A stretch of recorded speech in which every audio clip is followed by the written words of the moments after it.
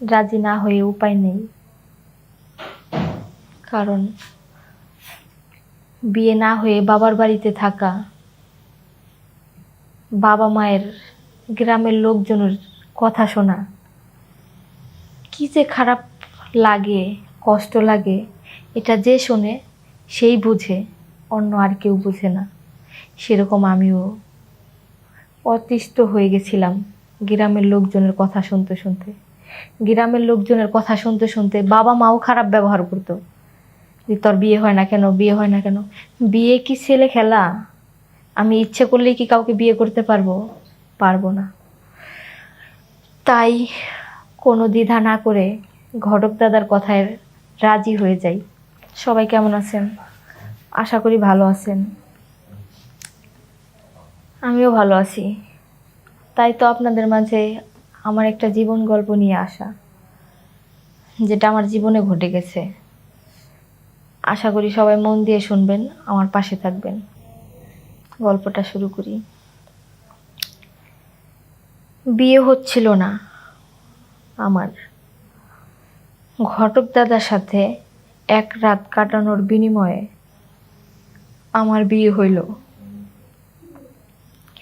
এখন অনেক সুখী আছি। এখন ঘটকের সাথে তেমন কথা হয় না, কিন্তু বাপের বাড়ি গেলে মাঝে মধ্যে দেখা হয়। সে আমার এত বড় উপকার করছে, তার কথা না রাখলে কেমন হয়।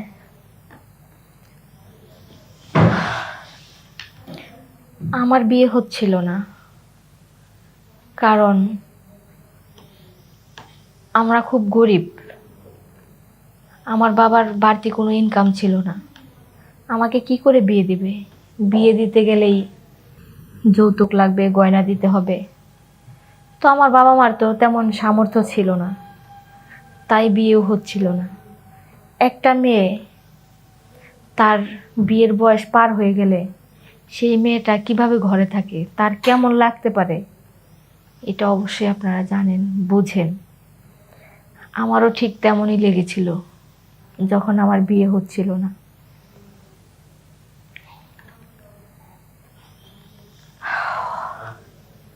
অনেক কষ্টে দুঃখে দিন পার করি। আমার আশেপাশে আমার ছোট বোন যারা, পাড়া প্রতিবেশী, চাচাতো বোন, মামাতো বোন, তাদের বিয়ে হয়ে যায়, কিন্তু আমার বিয়ে হয় না। আল্লাহর কাছে কি এমন পাপ করছি এই কারণে আমার বিয়ে হয় না? আমি তো কোনো পাপ করি নাই। হঠাৎ একদিন ঘটক দাদা আসলো। ঘটক দাদা আমাকে একটা প্রস্তাব করলো। সেই প্রস্তাবটা অবশ্য প্রথমে রাজি হইনি, কিন্তু রাজি না হয়েও বা কী করার আমার। কারণ আমার তো বিয়ে হচ্ছিল না, তখন আমার বিয়ের বয়সও পার হয়ে যাচ্ছিল। আমার একটা স্বামীর প্রয়োজন ছিল। এই কারণে ঘটক দাদা আমাকে যা বলল সেই কথাতে আমি রাজি হয়ে গেলাম। সেই কথাটা কি সেইটাই বলবো এখন। যে কথা, ঘটক দাদার সাথে আমাকে এক রাত কাটাইতে হবে, তারপর ঘটক দাদা ভালো একটা ছেলে দেখে আমাকে বিয়ে দেবে।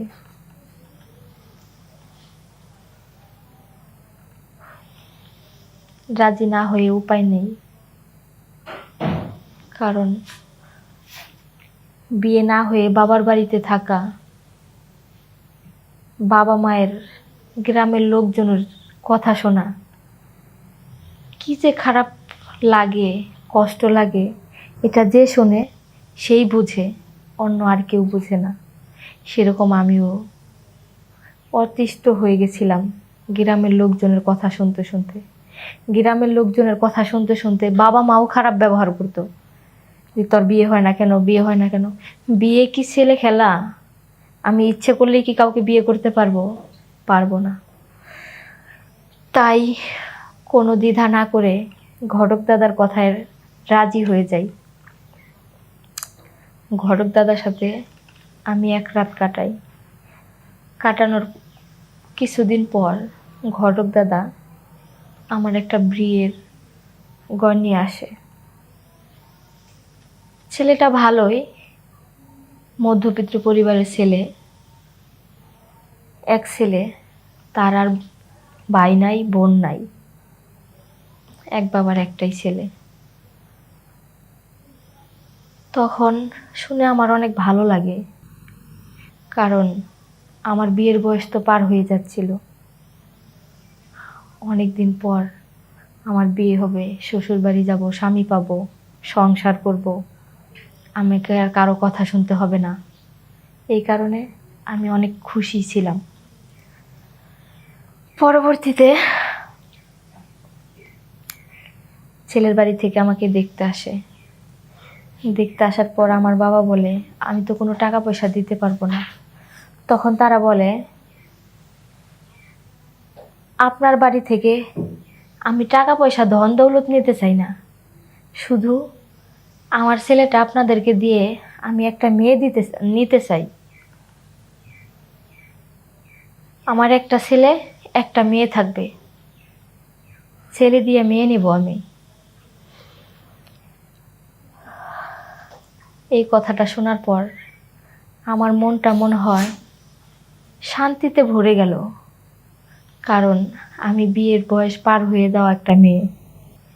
তারা আমার টাকা পয়সা ছাড়া, কোনো গয়নাগাটি ছাড়া, তারা এমনিতেই আমাকে নিজেরা গয়নাগাটি দিয়ে বিয়ে করায় নিয়ে যাবে। আমার বাবা মা তো খুব খুশি, এবং কি আমার বিয়ের খরচটাও আমার শ্বশুর বাড়ি থেকে দেওয়া হয়েছে।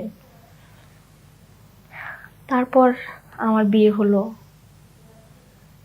ভালোই স্বামীর বাড়িতে সংসার করতেছি। শ্বশুর শাশুড়ি খুব ভালো, শান্তিতে আছি। শ্বশুর শাশুড়ি আমাকে চোখে হারায়, মনে হয় একবেলা যদি আমাকে না দেখে তাহলে ওনাদের জানটাই বেরিয়ে যায়। তাও ভালো, ঘটক দাদার সাথে এক রাত কাটানোর পর ঘটক দাদা আমাকে ভালো একটা স্বামী এনে দিয়েছে, ভালো একটা শ্বশুর শাশুড়ি পেয়েছি তার জন্য। তবে ঘটক দাদার সাথে এখন আর কথা হয় না তেমন একটা। মাঝে মাঝে আমার বাড়িতে যদি যাই তাহলে ঘটক দাদার সাথে দেখা হয়, কথা হয়। মাঝে মাঝে দাদাকে রাতে সময় দিতে হয়। তারপরেও এটা নিয়ে আমার মনের ভিতরে অনেক সময় কষ্ট হয়, কারণ আমার স্বামীকে ঠকানো হচ্ছে। আবার অনেক সময় ভাবি যে আমি যদি দাদাকে সময় না দিতাম তাহলে তো আমি ফেরেশতার মতো শ্বশুর শাশুড়ি পেতাম না, ভালো একজন স্বামী পেতাম না। তাহলে দাদাকে সময় দেওয়াই আমার ঠিক আছে, খারাপ না। হয়তো উনি ওনার মনের চাহিদার জন্য আমার সাথে একটু সময় কাটায়, আর তো কিছু না। তবুও তো আমি সুখের ঘর পেয়েছি। আমাকে গ্রামের লোকের মুখ থেকে শুনতে হয় না অমুকের মেয়ের বিয়ে হয় না। আমার বাবা মাও বলে না যে আমার মেয়ে অলক্ষী। আগে প্রায়ই বলতো আমি নাকি অলক্ষী, আমার মুখ দেখলে যাত্রা ভঙ্গ হয়। এটা আর বলতে হয় না, শুনতেও হয় না আমাকে। এখন আমাকে নিয়ে সবাই সুখে আছে, বাবা মাও হাসি খুশি থাকে, গ্রামের লোকজনের কাছেও আমি ভালো। আগে গ্রামের মেয়েরা স্বামী সাথী নিয়ে ঘুরতে গেলে আমার কষ্ট লাগতো, কারণ সবাই স্বামী নিয়ে বের হয়, আমার ছোট ছোট যারা তারা। কিন্তু আমার বিয়ে হয় নাই, আমি স্বামী নিয়ে ঘুরতে পারি না, সবাই আমাকে নিয়ে অনেক কথা শোনাতো।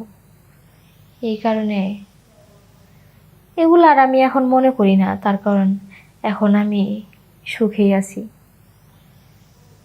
আর আমার ছোট যারা, তাদের বিয়ে হয়েছে, তারা যারা আমাকে দেখাই বেড়াইতো, তাদের এখন অনেক সমস্যা, সংসার নিয়ে, বাচ্চা কাচ্চা নিয়ে ঝগড়াঝাটি, মারামারি।